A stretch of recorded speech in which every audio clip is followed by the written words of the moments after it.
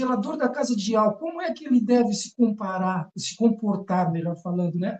Quem é o zelador da casa do nosso Criador?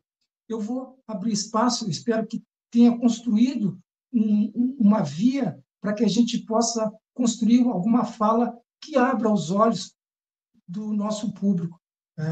A nossa expectativa é essa, né? A construir, abrir os olhos do nosso público e daqueles que estão lá fora, né? Eu vou deixar o espaço para o irmão Regis Alves. Irmão Regis, fica à vontade se tu quiser falar um pouco sobre esse zelador da casa do nosso Criador. Quem é ele? Fica à vontade, meu irmão. Shalom de Alcha, queridos irmãos e Aldins. Saúdo os irmãos, irmão Gil Salmar, irmã Maria Pacheco, irmão Lucas, irmão Breno, aos irmãos que estão nos assistindo pelo Face e pelo YouTube. Eu saúdo a cada um de vocês, meus irmãos, na paz de Alcha.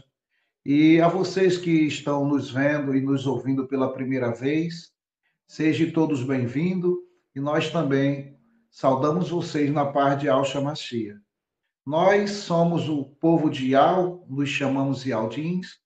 Vamos tratar do nome do Criador na sua essência original, que é o nome perfeito, Yud-He Vav-He, sua pronúncia Ial, e o nome do seu filho Yud-He Vav-Shinai, sua pronúncia Ialcha. Esse é o nosso compromisso, trazer a verdade para vocês, o esclarecimento das coisas que Ial tem trazido para nós. E também nós, meus irmãos, temos que ser esse zelador que o irmão Gilsomar falou. Por isso que nós devemos investigar aquilo que foi trazido para nós, para que a gente possa compartilhar com os irmãos. Os textos são bem claros. Vai mostrar que existem dois comportamentos diferentes. Quando a gente pega o texto de João, vai mostrar um personagem agressivo, aonde o texto de Lucas vai mostrar um personagem completamente diferente nas suas atitudes. Só que o nosso podcast, ele se chama Verdades e Mentiras. Então, nós temos esse compromisso de mostrar para vocês o que é verdade e também mostrar para vocês o que é mentira.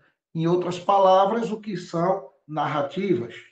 Esses textos, e Alcha deixa bem claro que o corpo ou essa casa de oração, o qual é referido aqui no texto, os compiladores deixou a entender que são templos onde as pessoas devem estar lá dentro, mas não são.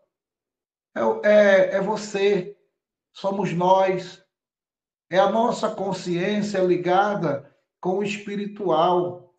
Sabe por que eu falo isso? Eu vou convidar os irmãos para ir em Hebreus, abra sua Bíblia, nos acompanhe, confira. Em Hebreus, capítulo 3, versículo 4 e versículo 6.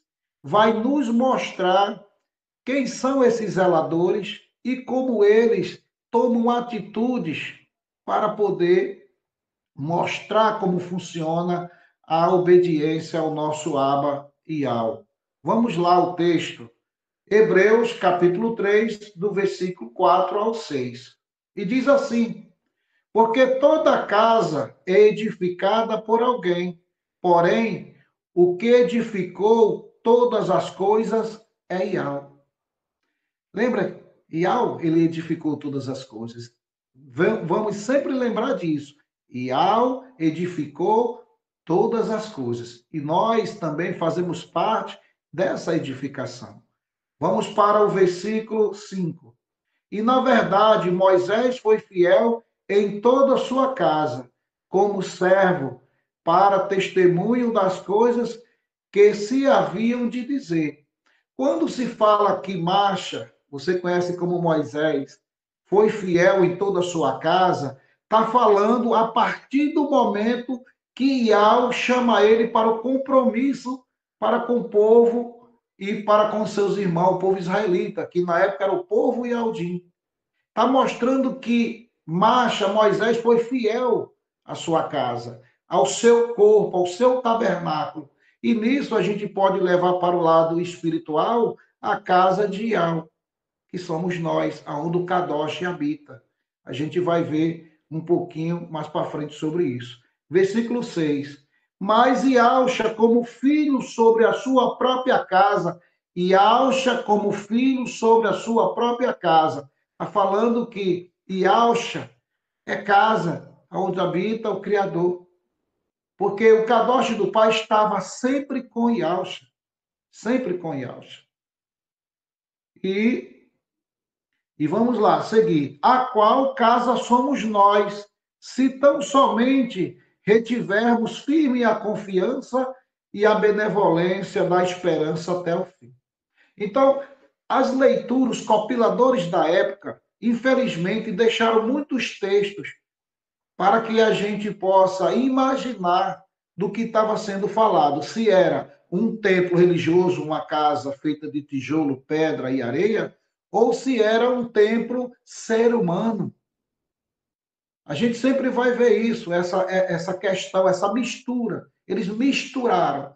E o nosso compromisso é esclarecer isso para vocês. Quando o texto aqui vai dizer, e Yahusha diz assim, está escrito, a minha casa é casa de oração. Dá-se a pensar que está se falando de um templo onde as pessoas se reúnem para orar. Não é isso. Está falando a casa, está falando ele, está falando nós somos a casa, onde nós invocamos e oramos a Yahweh. A palavra invocar é chamar, aproximar o Criador até nós. Então, a gente tem que entender isso. Por que eu bato muito forte sobre essas coisas? Porque quando a gente vai ler Atos dos Apóstolos, capítulo 7, do 44 ao 50, vai nos mostrar que Yahweh, ele não está nesse negócio. O próprio Shaul aqui, nessa leitura, ou melhor, nessa escrita dele, ele vai nos mostrar que Yahweh não habita em templos de pedras. Foi aonde teve essa confusão lá atrás no Antigo Testamento. Lá era tabernáculo, lá era um espaço onde as pessoas se reuniam para poder orar, invocar e acompanhar o Criador. Mas os compiladores, no decorrer do tempo, colocaram casa, aproveitaram a história de Salomão. Você vê que hoje, todo mundo que faz um templo em homenagem a Salomão, está lá o nome de Salomão, não é do Criador. Se fosse do Criador, estava lá, ó, o templo de Yahweh. Não é de Yahweh. Ali foi para homenagear Salomão. Essa história, ela confunde a cabeça dos irmãos e de vocês que estão nos ouvindo e vendo. Atos dos Apóstolos, capítulo 7, do 44 ao 50, diz assim: no deserto, os nossos antepassados tinham o tabernáculo da aliança, que fora feito segundo a ordem de Yahweh a Moisés, de acordo com o modelo que ele tinha visto. Esse tabernáculo, todo mundo vai imaginar, não, foi um templo. Não é isso, não foi um templo. Não foi, não tenho receio nenhum de falar isso. Porque lá na frente ele vai explicar o que é que há, a atitude de Yahweh a respeito dessa escrita. No 45, tendo recebido o tabernáculo, nossos antepassados o levaram sobre a liderança de Josué, quando tomaram a terra das nações que Yahweh expulsou diante deles. Esse tabernáculo permaneceu nessa terra até a época de Davi.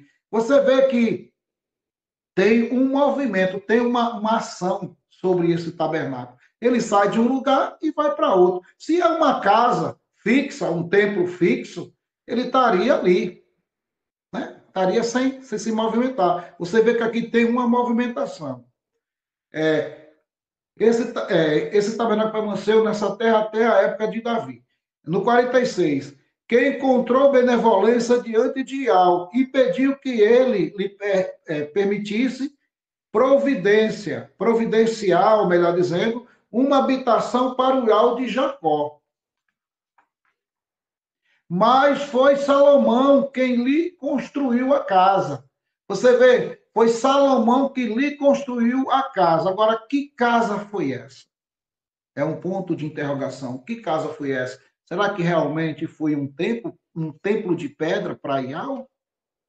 Ou será que essa história aqui foi apenas para poder atrair o leitor a ficar preso nessa leitura?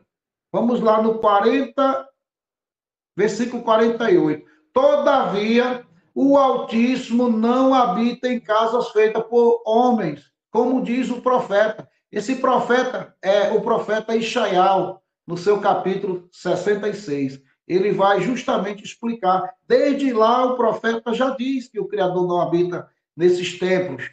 Desde lá de trás. No 49, ele diz assim: o céu é o meu trono, a terra o estrado dos meus pés. Que espécie de casa vocês me edificarão? Diz Iau. Ou onde seria meu lugar de descanso? Não foram as minhas mãos que fizeram todas as coisas? A questão é que os homens querem essa honra para si, aonde eles fizeram a compilação do jeito que eles quiseram, mudaram textos, mudaram palavras para poder as pessoas pensarem que Iau habitava dentro de um templo. Não, Iau sempre habitou dentro do ser humano. Sempre do ser humano, porque ele é o edificador, ele que edificou tudo e todas as coisas, principalmente o ser humano, principalmente o ser humano. Então a gente, quando pega esses dois textos e vai analisar, você vê que são duas histórias que mudam o sentido. Uma, supostamente, vou usar a palavra supostamente, uma é um personagem vingativo, agressivo, no outro diz que ali, naquele ambiente, é a casa de oração.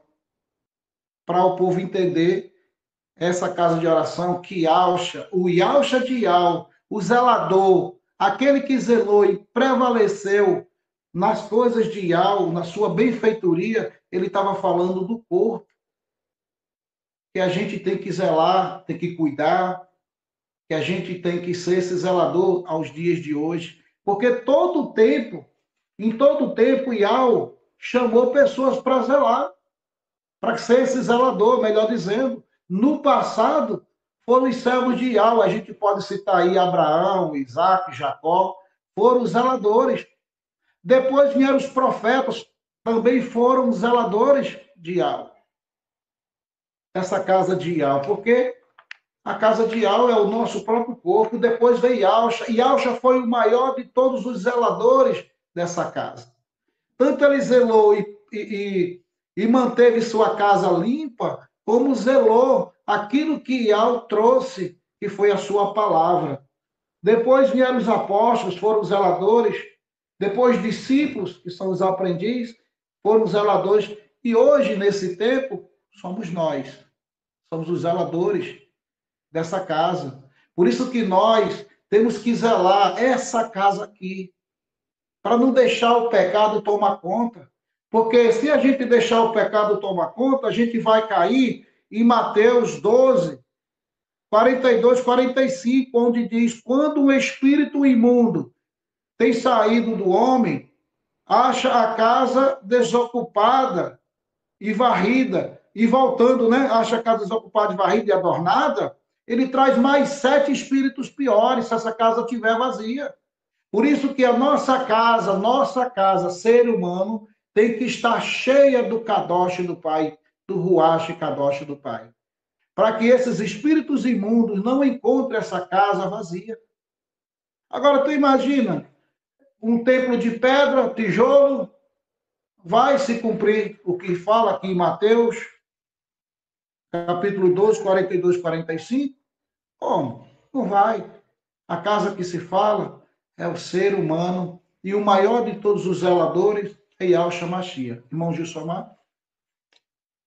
E quiser pesquisar e ver estudos sobre assuntos pertinentes ao que está sendo trazido aqui, vamos indicar alguns canais e redes sociais que falam sobre. São esses: pelo YouTube, canal Atalaia Dial, ou acesse o site www.atalaiadial.com. Canal Virgens Prudente com a irmã Vânia. Também temos pelo YouTube o canal Guerreiros Dial com o irmão Tiaguinho. Pelo Telegram temos a opção Grupo Filadélfia Viva, um grupo abençoadíssimo, excelente para recepcionar aqueles que estão começando e que estão precisando de imersões. Um canal com atividade pelo dia todo, orações, intercessão, lives temáticas, louvores, estudos e vigília, tudo para a honra e glória do nosso Criador. Temos também a opção pelo Facebook, digite na lupa Iaucha, a salvação dos que creem. E vai cair num grupo também ali do irmão Roberto Flávio, abençoadíssimo, esse que está conosco aqui. Louvado seja. Temos também ainda, meus irmãos, a obra da caridade, a Focate, uma obra para a ajuda dos irmãos em Yahshua Mashiach que necessitam de um socorro bem presente, né? Então, tem esse grupo, Obra da Caridade, que está sempre ali dando uma mão ali, ajudando os irmãos, dando um socorro, né? Então, para quem sentir no coração de dar uma ajuda, tem o QR Code que está aqui do lado para a Pix, que cai direto na conta da Obra da Caridade com o grupo Afocate. Ainda fica uma observação, meus irmãos, que todos os grupos anunciados aqui fazem um trabalho independente, apesar de sermos irmãos em Yahshua Mashiach. Tá bem, meus irmãos? Cada grupo faz o seu trabalho, então é independente. Nós aqui só estamos anunciando para dar opções para cada um de vocês, ouvintes que estão e podem estar nos seguindo aqui. Louvado seja Yahweh. Então tá, meus irmãos, vamos voltar rapidinho, porque esse podcast está tremendo demais e a gente não pode perder um minutinho. Louvado seja Yahweh, vamos para cima.